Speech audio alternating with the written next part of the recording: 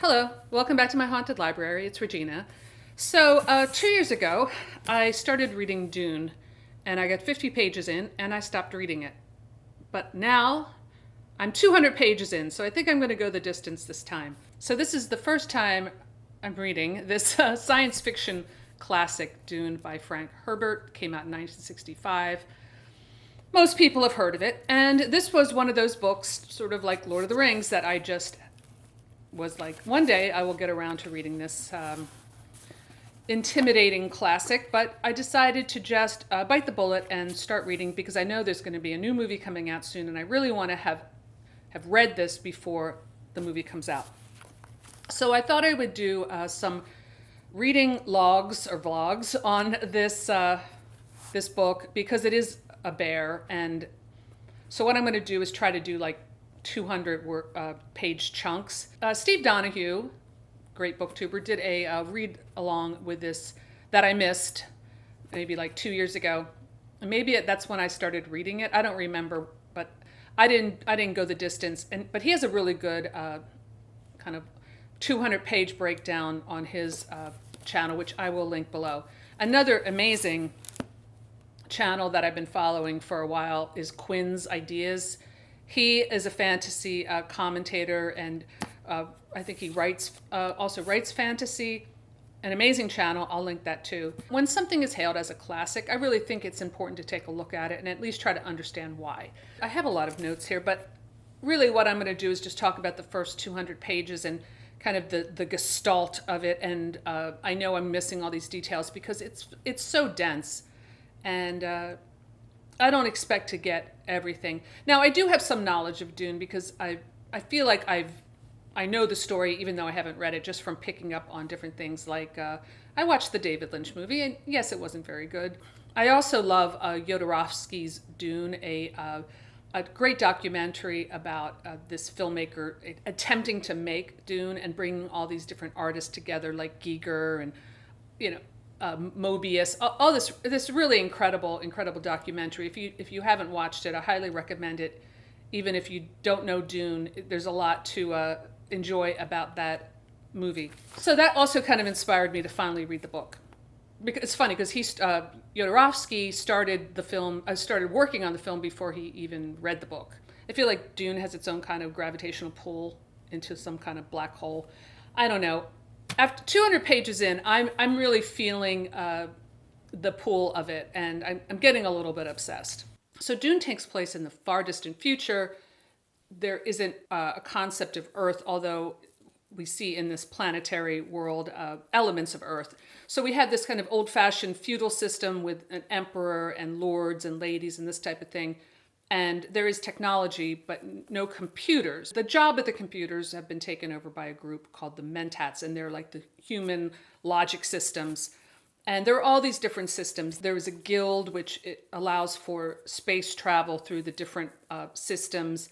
So the technology is its own kind of thing that kind of needs to be studied, as well as the politics and all this stuff. I mean, this is an enormous kind of universe that this book takes place in, and I'm not getting it all. But what I have gleaned so far is that this family, the Duke, the Lady Jessica, who is his concubine, they're like a married couple without being married, and there's a reason for that. And they have a son named Paul.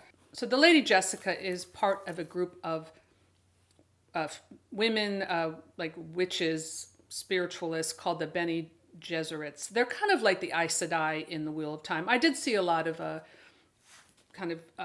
parallels between the Wheel of Time and this, which is why I was surprised that Daniel Greene gave it such a negative review, because I think he would have kind of acknowledged the references, but whatever. So there's an early scene in the book where the Reverend Mother of the Bene Gesserit shows up in Lady Jessica's house to give Paul, the son, a 15-year-old son, a test. Now, I did notice that in Phantasm, they use this kind of the same scene, and I think I remember reading or listening to the commentary track where Don Coscarelli talks about, this is taken from Dune, where the boy puts his hand in the box, and there's even the same line. It's like, don't fear, don't fear. So Paul is tested by the Reverend Mother. He passes the test. He's able to keep his hand in the box and overcome his fear of the pain. And she doesn't really give him a choice because she's going to kill him if he doesn't pass the test. So they fly to Arrakis, which is Dune. And this is where I think, for me, the story gets really interesting. I love the world of Dune and learning about it. And a lot of this section of the book is learning all the ins and outs of Dune. Now, there were some things that I felt myself kind of getting a little, not bored, but just like, okay, I'm glossing over here. When they would have like these meetings, these long scenes where they're having a meeting or a dinner, like a banquet, and it's very political. And you're hearing what all these different people, part of this, the different factions are thinking. And I actually, some people complained about that in the reviews, but I actually like that because it gives me a clue as a reader what the heck is going on. So the reason why that the Atreides are even at Dune is because they were commanded by the Emperor, and their rival house of, there's different family houses, like a feudal system, kind of in like a Game of Thrones type of thing. So the Harkonnen family is like their rivals, and they have left Dune, but they have left behind all kinds of booby traps and spies and enemies. So once the Atreides family arrive at Dune, they're surrounded by danger. And I really think this works, so far, has really kept my interest in the story.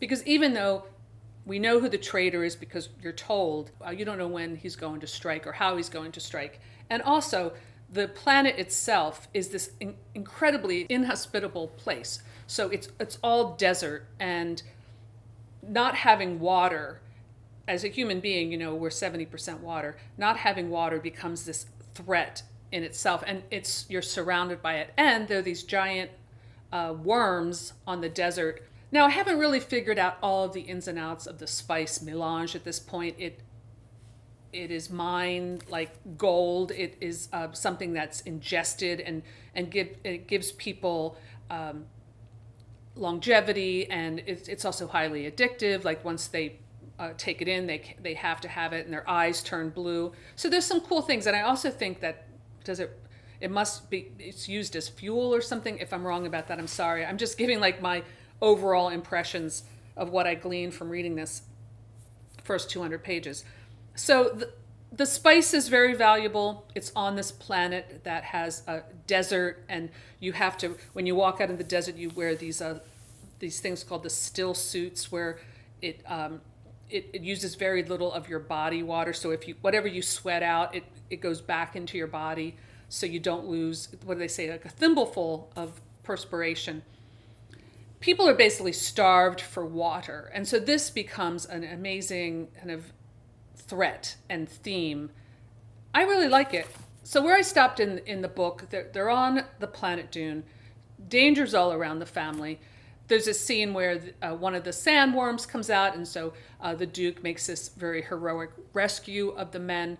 So he's kind of putting himself and his son at risk. I was a little bit like, would they really have the Duke and the son in the same ship? To me, that seemed like too much of a risk, but it's a very, very smart story, and there's a lot of political intrigue. So what I really like about the story so far, and what's holding my interest, is the threat that is surrounding this family. I do care about the Duke and Lady Jessica and Paul, and I want to know what's going to happen.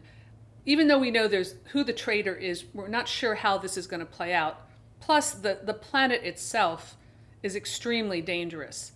So there's threats all around them. There are spies, there are people that you can't trust.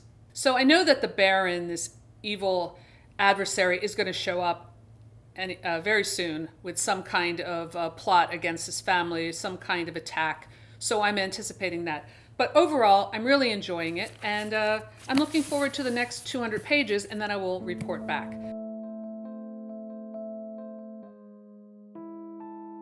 So let me know in the comments below if you read Dune or if you plan to, and what some of your thoughts are about the book, and if you really like it, because it seems like some people really are obsessed with this book and love it, and some people not so much. So let me know what you think. So that's all I have for today. Thanks for stopping by my haunted library, and I'll see you soon. Bye.